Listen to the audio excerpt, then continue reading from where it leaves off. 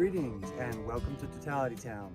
It is April 8th, 2023, which means we have exactly 366 days counting down to the great North American total solar eclipse on April 8th of 2024. Yes, it's 366 because next year is a leap year. If you still would like a countdown calendar, which I've produced for this event, those are available on my website, totalitytown.net, literally for only 2 more days. My wife and I are leaving to through hike the Continental Divide Trail in 3 days, so anything that I don't have shipped by Monday afternoon isn't happening. So last chance for you ladies and gentlemen to grab one of those awesome calendars. The calendars have almost 2 hours of total video content if you use the QR codes on each individual page of the Eclipse calendar. Now, countdown calendar aside, let's talk about this video. Instead of a traditional preview, because I already have a couple of those for the upcoming solar eclipses, we're going to talk about how to safely view a solar eclipse through a telescope. Now, there are 2 different types of solar eclipses, so I'm going to break this into a couple different phases. Overall, though, anytime you're looking at the sun, you do need a proper solar filter. The one and only exception to that is during totality, during a total solar eclipse itself. The story is different for annular solar eclipses. What we're going to do is I've got my old Celestron Schmidt-Cassegrain telescope and I have a refractor. We're going to look at the different types of solar filters that are available for each of these and talk about which ones are appropriate for each type of eclipse.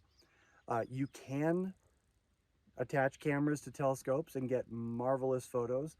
You can also use telescopes during solar eclipses for a zoomed in view, and during the partial phases or during an annular solar eclipse, the zoomed in view of a solar eclipse through a telescope really is a lot of fun. You can look at sunspots, you can see the limb of the moon creeping across the sun, and all kinds of detail. It really is a fun experience. You do need proper solar filters, so let's take a look at what that entails. We're going to start over here with the old telescope. So a Schmidt-Cassegrain telescope is a very simple filter system. The only types of filters that are appropriate for a Schmidt-Cassegrain are aperture filters. They will cover the entire front of the telescope. I've got a brand new one right here. I've actually never used it before. Now, before the breeze takes that away, there are solar filters that will go directly onto the telescope itself, like so. However, depending on what style filter you get, there are some that do require the dew shield to be on, and then the filter goes over the dew shield. For most Schmidt-Cassegrains, the dew shield will not be necessary. You'll simply take your solar filter and it goes right on there. There are some solar filters that will actually click in. This one just sets on top, but there's some that'll click in. Personally, I really like those because they're totally secure. You don't have to worry about any kind of gust of wind coming and taking the filter off and ending up with an unsafe scenario. Now, one of the things that you're going to come across when you open up any solar filter, there's always going to be the warning to inspect your solar filter first to make sure that there are no holes in it, specifically pinholes, which would make them unsafe for viewing.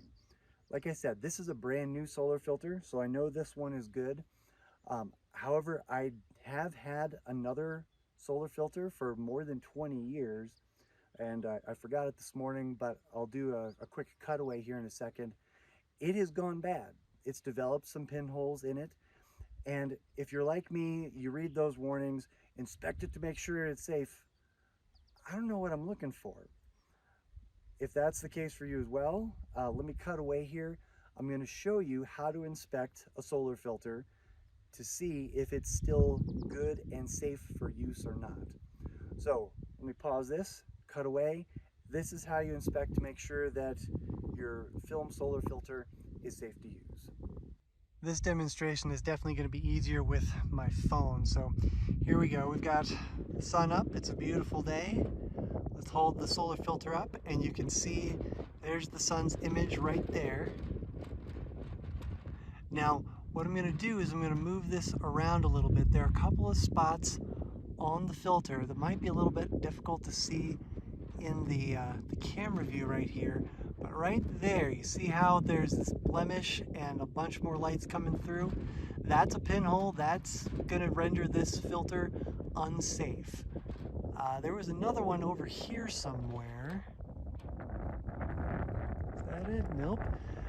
So not every blemish that's on your solar filter is necessarily a hole that'll make it unsafe. This is just a little something or other, a little piece of junk that got stuck on the filter, but it's not making it unsafe. There's another hole, yep, right there. So I've got two pinholes that make this solar filter unsafe. So that's the kind of thing to look for when you're inspecting a solar filter to make sure that it is still safe and usable. Okay, now that we're back, we've talked about what is safe and what is not. I'm going to take my solar filter here, and one thing I want you to notice is I've just been kind of placing this on here so far. I haven't actually put it on properly. If you look at the inside of the filter, this one, you'll notice, fits really loosely. That is not good, that's not safe. In the box, there is a roll of foam tape. And the idea is you take some of that tape and you put it along the inside edge. So along this metal rim, all along in here to take up that extra volume. And that way it makes the filter more secure and it's not going to slip off on you as easily. If you're really concerned, you can take a piece of Scotch tape or maybe masking tape and just tape the metal rim to your telescope and not have to worry about it slipping off as much. This is the exact same company, exact same filter, but for my telescope over here, and you can see that on the inside I've already placed that that foam or that felt tape inside to keep this secure. Again, aperture filters are the only ones that are safe for Schmidt-Cassegrain telescopes.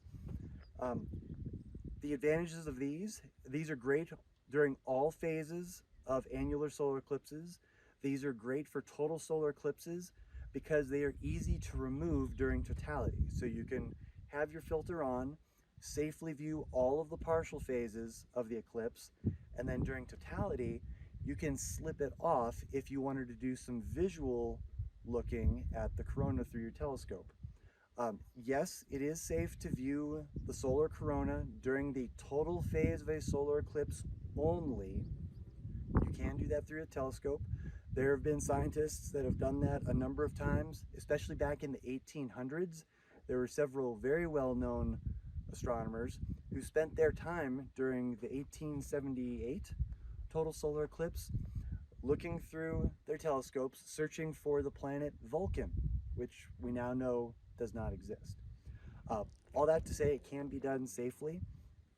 I've never done it. Don't feel like this is something that you have to do, like you're going to be missing out on some part of the grand experience of a total solar eclipse if you don't get to look at totality with either binoculars or a telescope. I've never done it. I've never felt like I've been missing out on anything. I may or may not do it next year. The safest thing is to not use the telescope for any part of, unfiltered for any part of the solar eclipse. However, it can be done. What I would highly recommend is if you do decide to give it a shot, looking at totality through an unfiltered solar telescope, do that in like the dead center of totality, the very middle of that time period. Because of two things. One is you're going to be as safe as possible because the sun is as obscured as possible. But also, that will be the darkest part of the event. So the sky will be darkest, you'll be able to see the most contrast and hopefully the most detail in the solar corona during that time. Now, again, let's go back to our filters here. So we have another film filter. This one is not designed to go directly over the lens itself. This one, and for many refractors, it's going to be designed to slip over the dew shield itself. So you extend the collar, and then that guy's on there. And then again, you can put just a little bit of lightweight tape on there if you're really concerned. Those are the least expensive and most straightforward ways to view a solar eclipse or the sun on any given day. And in a moment after the video, actually here, let me put them up. I'm gonna slap the camera in there and give you a quick view of what it looks like through each of these telescopes looking at today's sun. So there you have it. Now, one other option for safe solar viewing is what is specifically for refractors only. You can't do this with Schmidt-Cassegrain, you can't do this with Newtonian reflectors. This is what is known as a Herschel wedge or a solar wedge. And basically what this is a highly specialized diagonal specifically for solar viewing. The Herschel solar wedges are designed to give you the best possible white light view of the sun. This just goes in place of your regular diagonal. It slips right in.